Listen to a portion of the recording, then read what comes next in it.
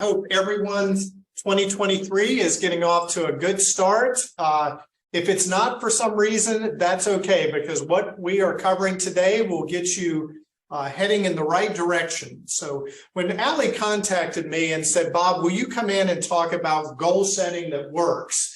I thought for a minute, I am not sure that I'm an expert on goal setting. It reminded me of a story that I heard about a physicist. Now, this physicist was world-renowned. He was absolutely the smartest and best physicist in America.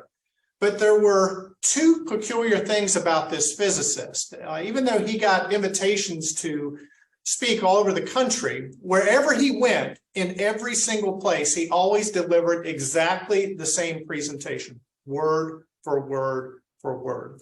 The other peculiar thing was he didn't like to fly, and so he went from city to city all across America using a chauffeur. So the chauffeur and the speaker were out on the road. They had been out about 3 weeks. They're going to the next city, and the chauffeur says, you know, I've heard you do that presentation so many times that I could do it myself. And the physicist said, there is no way. This is one of the most complex presentations out there. There's no way you could do it. And the chauffeur said, I'm absolutely convinced I can. So he said, the physicist said, all right, pull into this gas station. We'll change clothes. And at the next city, you'll be the speaker and I'll be your chauffeur. Well, that's exactly what they did. And the chauffeur turned speaker got up and delivered a masterful presentation. It was superb, didn't miss a single word. Feeling kind of proud of himself, he turned around to sit down, and all of a sudden in the back of the room, a hand shot up, and a lady asked the most complex question imaginable. Boy, he cleared his throat for a minute, shuffled his feet, and said, thank you for that question, ma'am. That's a very good question. But besides being a very good question, it's a very simple question. And to show you how simple it is, I'm going to call my chauffeur to answer it. Well, there might be a few times today where I'll feel like that chauffeur, but I have been using goals for about 20 years, and I've found them to really have helped me to accomplish a number of things, both professionally and personally. So let's jump right in here. And here's your roadmap for today. We'll spend the next 45 minutes talking about why some goal setting doesn't work, because clearly there are people that set goals and it doesn't work out for them.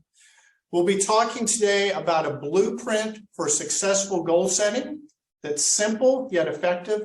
I'd also like to talk about a 5-year design for your life. Let's look at your life over the next 5 years and how would you like for it to change? And then, as Allie mentioned, I worked 38 years in the media industry, and as I look back on my career, what I've done today is to distill 3 habits that I feel could help you be very successful and very effective. It's my estimation that with these 3 habits that I'll share at the end that will buttress your goal setting, that they will make you anywhere from 15 to 20% more productive. So if you're currently working a 50-hour week, I think if you use these 3 habits, you can get the same or better results and probably save yourself about 7 hours a week. So off we go. Let's talk about why some goal setting doesn't work. First of all, goals are not attempted. And that one's a no duh. But I want to leave you with this concept on this first point, that many people work hard on their jobs, but don't work hard on their future. Many people work hard on their jobs, but don't work hard on their future. Today is designed to help you with your future. Secondly, the goals are overly ambitious.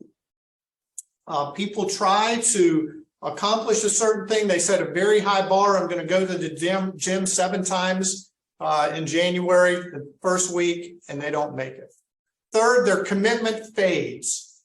And they start off, I remember Gary Graham, who used to be the director of the local YMCA here. I was on a committee, and he said, Bob, we've seen quite an influx here in January at the Y of people exercising. He goes, you know how long that's going to last? And I said, no, how long, Gary? And he said, 107 days. 107 days. Yeah, we've done a study, and that proves that shows how long people stick with something. So people's commitment fades. They might have a faulty plan, but the biggest single reason why people's goal setting is not effective is because their goals are not written down. 97% of people that make goals don't write them down. So I'm going to be imploring you today and showing you a couple techniques to get you in that 3% of people that write their goals down. Hopefully by the end of this session, this is a working session, and we will be giving you a little bit of time throughout the presentation to write some things down. But hopefully you will be in the 3% that write the goals down and are then 8 times more likely to achieve their goals, 8 times. As far as our next step in this process, I've got some, Ellie, is this possible to advance this one at a time? Is that okay? All right, well, I just wanted to go over Johnny Cash's daily goals here. Goals do not have to be gigantic, but first goal, practice the piano. You know, Johnny has gone through some rough times, and so these aren't necessarily very challenging goals. Sometimes just going to see mama. One of his daily goals was to not smoke, to pee, to remind himself to eat, to not eat too much though, to kiss his wife June, but not kiss anyone else. So let's jump in and go to the next one. I'd like to ask the question, what's the greatest pull on your life?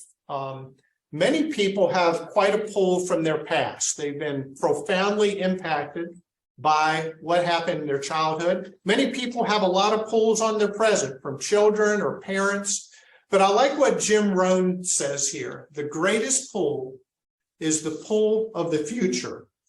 And so what that means is that dreams and goals can be a magnet to where you want to go. And that's why we want to address that a little bit today. Putting that in understandable terms of being pulled by the future, I'll ask you this question. I'd like for you to decide what in your life you'd like to be, that you want to be different by December 31st of 2023. What would you like to be different by the end of this year from the way it is now? I asked myself that question a few weeks ago, and hope you don't mind me just taking a minute to share some of the things that I came up with. Hopefully they will be an example of types of things that you'll be choosing in a couple minutes. First of all, I want to be physically stronger this year. Okay, Bob, that's great. How are you going to measure that?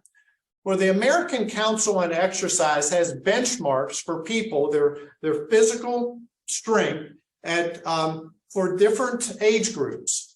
And so, for instance, to be physically stronger, one of the goals I set is with push-ups. And so a person that's into their, a person in their 60s, or in my case, well into my 60s, the average person, well, I can do 16 push-ups. And so that's average. And so my goal this year is to get to excellent, which is 32 push-ups. So between now and the end of the year, I'll be looking to double my strength with the number of push-ups and squats and 2 other things that I'm measuring. Secondly, like to extend more hospitality.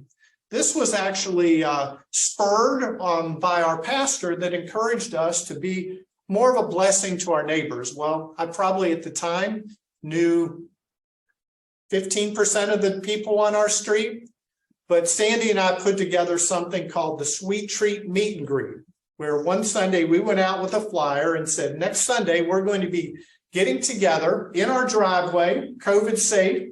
Sandy is making a number of pies and cookies. Come on out. Well, we would have been delighted if we had 15 people. We actually had 55 show up the first time and 71 show up the next time. Okay, well, what does that have to do with my goals in 2023? Well, I want to extend more hospitality. Now that we know every single person on our street, 34 houses, every single person by first name, we want to start inviting some over. And I realize the reason that we haven't done more of that in the past is because Sandy and I are not, great hospitality. We don't cook, we cook for each other, but anyway, my goal there was to learn 10 recipes this year that lend themselves to having other people over. Third goal, become musical. Sandy got me a banjo for my birthday. I've never played a musical instrument in my life, but I'm now 4 times a week practicing the banjo on my own. And then have a greater positive impact on other people's lives. And I've got some goals for that. So those are types of goals that I have put in place for this year. The next thing that I'd like to do is to start the process with you. I'd like for you to have your pen and paper ready to go here, because in just a minute we'll be doing this. So I talked about a blueprint or a fail-proof plan.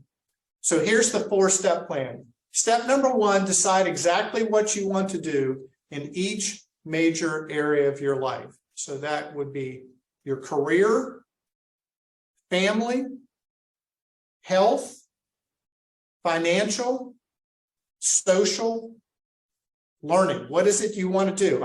I wanted to learn the banjo this year. I wanted to have X number of neighbors over this year.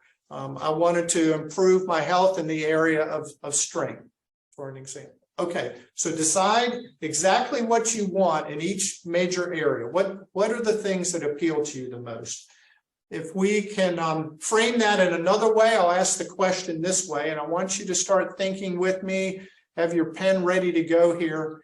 In the next 5 years, what do you want to do that you haven't done yet? Where do you want to go? What do you want to be? And what do you want to see? Well, Sandy and I have a goal, and we've accomplished this goal for many years now, of going to 2 new to us national parks each year. And so that's our goal. That's one of the places we want to go. What do you want to be? I want to be someone that can play the banjo. Right now, I have one song, Rocky Top. So unless you're from the University of Tennessee, I'm of no value to you. The next step here is I want to stop for about 4 or 5 minutes and ask you to write. We want this to be hands-on. So I want you to write down 15 things that you want to do, go, be, or see in any of these areas. So just brainstorming, dreaming over the next 5 years. So between now and 2028, what are 15 things that you want to accomplish in these areas? Please take a couple minutes and write those down.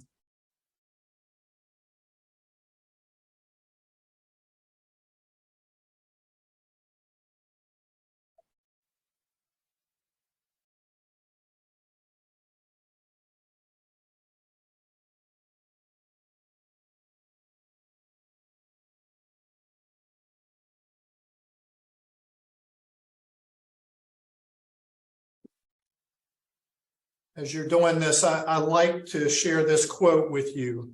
We go the direction we face, and we face the direction we design.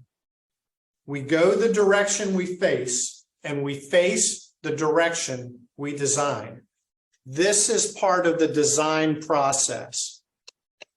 This will get you, if you're with me and you're participating, and your pen is moving, this will get you closer to where you want to be 5 years from now.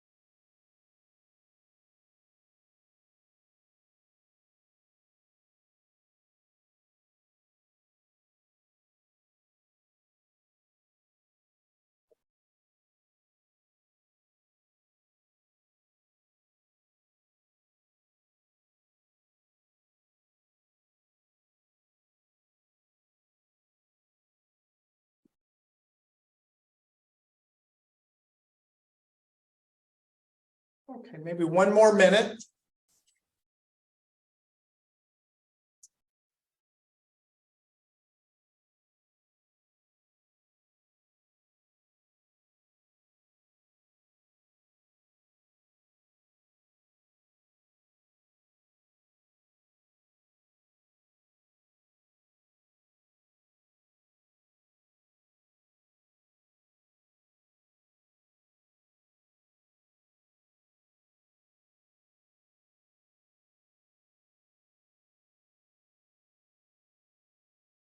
Okay, and if you haven't gotten 15 yet, that's fine. While you're finishing that list, I just want to ask you to consider writing down these 4 words, because I'm guessing that I see we have a good number of participants here. I'm guessing there are several of you that are saying, Bob, is this really necessary? Do I have to go through this? And I'm going to give you these 4 words, and they're because they really showcase and crystallize why this is so important to the process. I heard one speaker describe it as, okay, what do you want your future to be like? A wandering generality versus meaningful specific. Wandering generality versus meaningful specific. I have the immense privilege of being able to mentor a couple of younger marketing managers here in Hampton Roads. And one of the things that we agreed to is that we want to be very candid with each other, want to be honest with each other. And I wonder if I went to your mentor, your spouse, your boss, and said, as you think about this person and their plans for the future, would they be more of a wandering generality or a meaningful specific? That's why this slide is so important. Okay, step 2. I want you to take those 15 and next to each of them, write if it's most likely to take you 5 years to do this, 3 years to do it, or 1 year to do it. 5, 3, or 1. So just write a 5, 3, or 1 in terms of it as you look at those goals.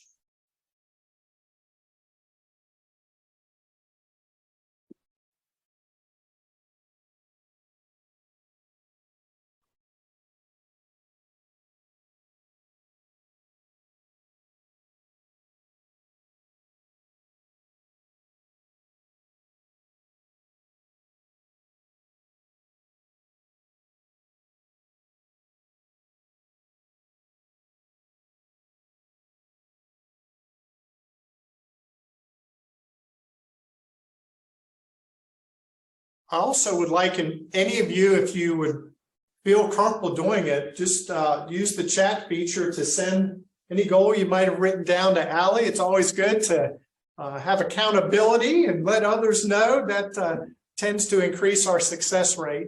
But as you go through here, 5, 3, or 1 next to those goals.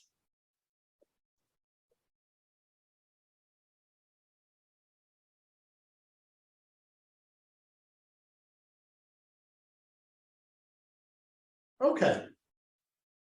Next one.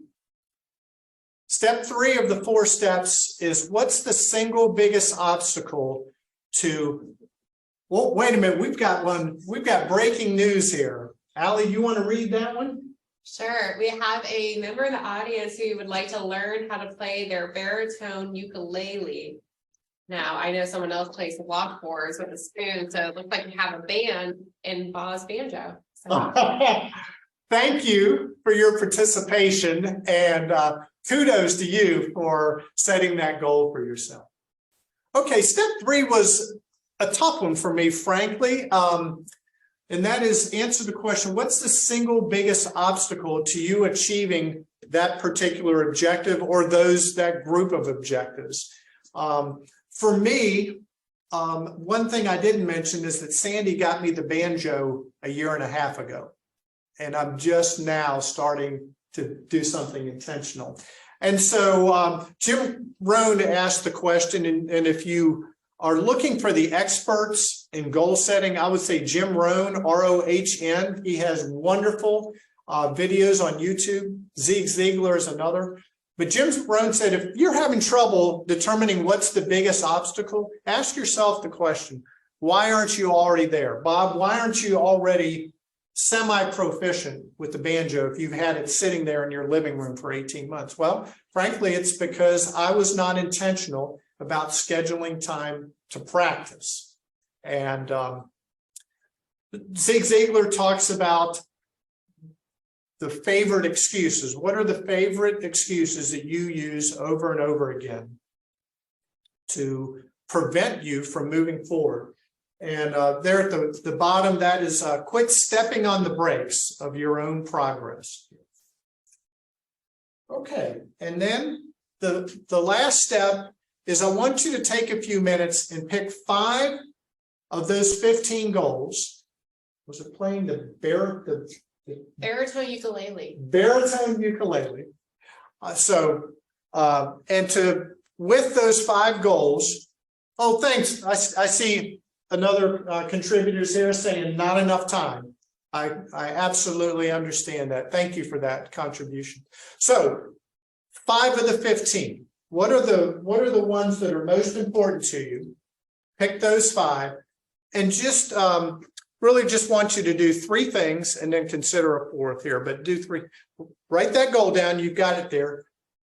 What's the time frame? So for instance, if one of your goals was to play the ukulele, or that's the objective, that's the dream, what does that look like in terms of your practice or taking lessons or other activities? So for instance, for me, I've found that I want to practice. I've made a promise and so far kept the practice of practicing my banjo 4 times a week for 15 minutes. And the first couple times I did it, at the 15-minute point, that banjo was down. But now I'm like, okay, I'm kind of enjoying this. Okay. Oh, I'd like to read this. I'm pick up playing the piano again. The obstacle is I don't want to have anyone that has to listen to that. Yeah, when Sandy's at home, I take the banjo and go into another room, so I understand. So, okay, the goal, what's that going to look like to help you play the piano better? The time frame, and then how are you going to measure it? Just like with Bob's push-ups. This morning, when I got back from my walk with one of my neighbors, went into the library, 16 push-ups, and I have those walks 3 days a week, so 3 times a week. And then the 4th one here, you may or may not choose. Oh, and I know I'm interrupting myself, but I just love these notes that are coming in. Make dinner plans with old friends who we've lost track of for a while. Boy, that's a great goal. And whether using these criteria here, whether you want to do that once a quarter or twice a year or once a month, I love it. But you all, these messages are encouraging me and giving me the vibe that you're in lockstep with me here. Okay, so obviously we want to write these down. My recommendation is that you put them on one sheet, one 8.5 by 11 sheet.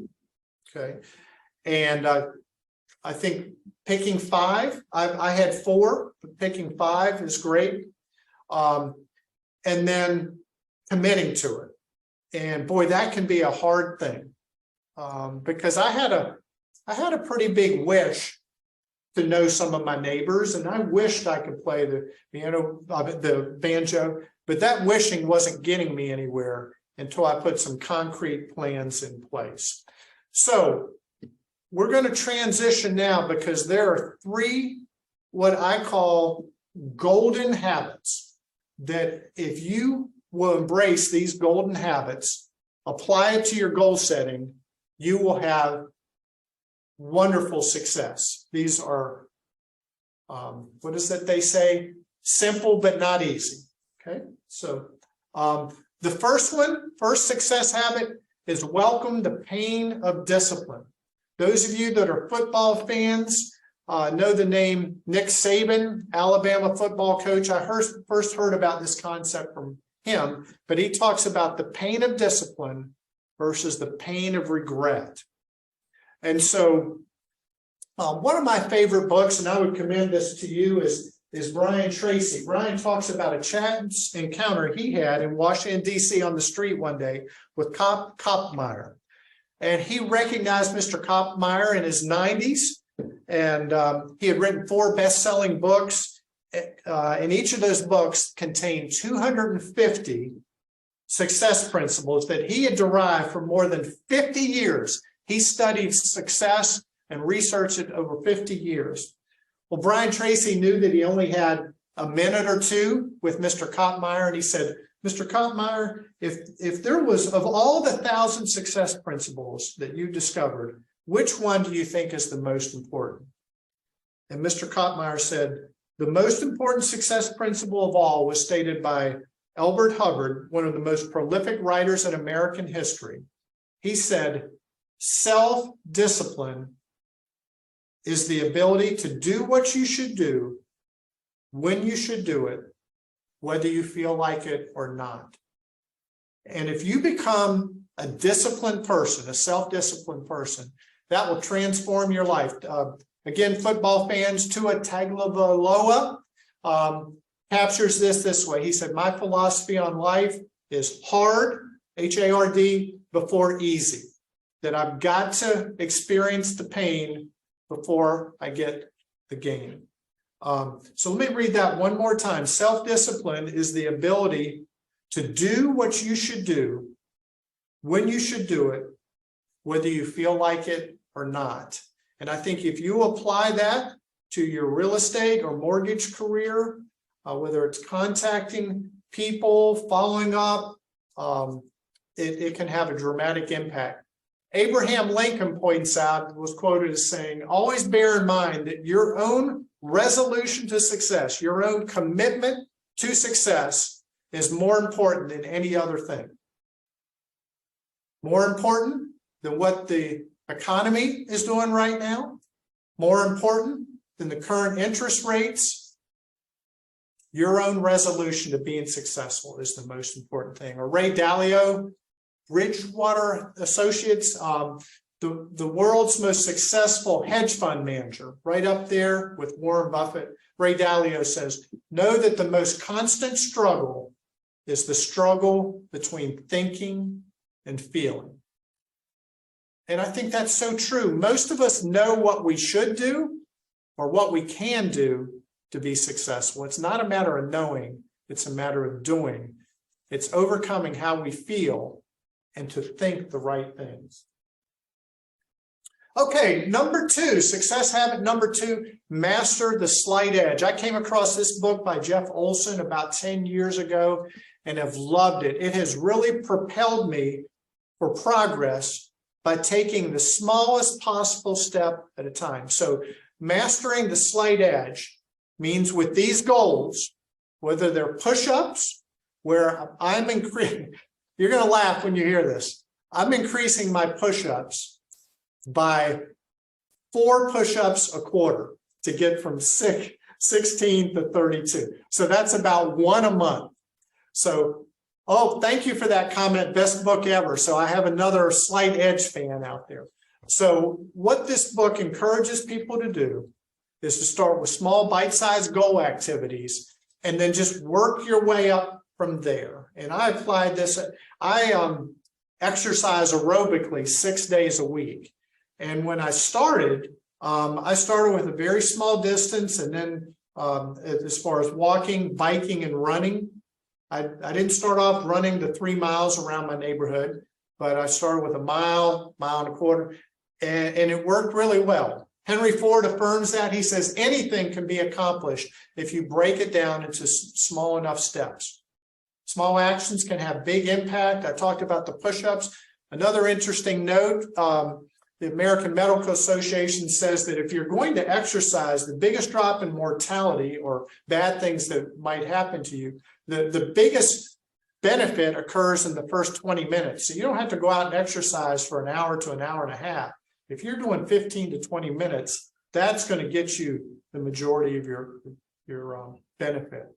So my exhortation to you here is when you're going back and reviewing those 5 goals as you have in front of you right now, please, please, if you have to err on one side or the other, err on making them a little too easy rather than a little too hard. Because as I mentioned again with the banjo, originally I was putting it down after 15 minutes. Now I'm 15 minutes in, I'm like, oh, okay, I think I can go a few more. Okay, Allie's success habit number 3, use the Ivy Lee method. The Ivy Lee method. The story behind Ivy Lee is he's a gentleman that was a productivity expert about 100 years ago. More than anything else in his business, he wanted an appointment with Andrew Carnegie, the president of U.S. Steel, the richest man in the world. And so he went to him and he said, Mr. Carnegie, can I just get 5 minutes of your time? No. Mr. Carnegie's secretary and others said no. Well, finally, Mr. Carnegie said, okay, you can come in. I will give you literally 5 minutes. And then based upon the value of what you share with me, I'll determine if there's any value and let you know. So he came in for 5 minutes, and this is what he shared. Every day, list the 6 most important things you have to do that day. So if you went to my house and pulled out the little calendar that we got from Operation Blessing, you would see this day there are 6 things for today, yesterday, the day before, etc. Be careful not to put more than 6 things on your calendar. That's not to say that you won't do more than 6 things in a day. Life and careers demand that. But what it's saying is that it's critically important to get the most important 6 done. So don't choose more than 6. Start in the morning with the most important thing, and don't go to another item until you finish the task. So the most important thing, stay with that. Then the second most important. So the question you're asking in terms of determining the most important thing is, what single item will add the most value to my life on this list? So then you want to progress through the list in the order from the most important, the second most, etc. Don't start on the 4th. Don't do that easy 5th one until you finish the 2nd and the 3rd and the 1st prior to that. So I have on here Carnegie's response. Well, he invited Mr. Ivy Lee back in and said, Mr. Lee, myself and my senior team of managers have used this quote unquote Ivy Lee method. And I would like to thank you.